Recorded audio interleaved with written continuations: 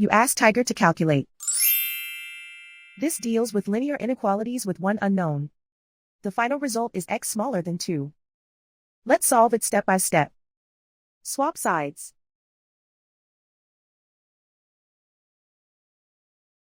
Group all constants on the right side of the inequality. Add 17 to both sides.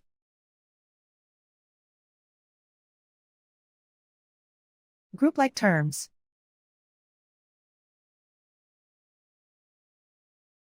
Simplify the arithmetic.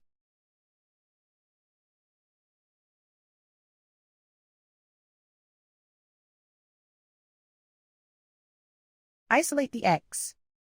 Divide both sides by 17.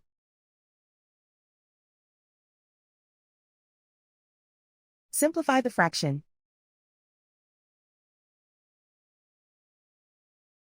Find the greatest common factor of the numerator and denominator.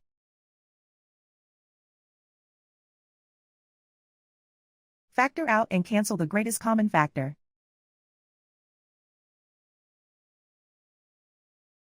Plot the solution on a coordinate grid. And so the final result is x smaller than 2.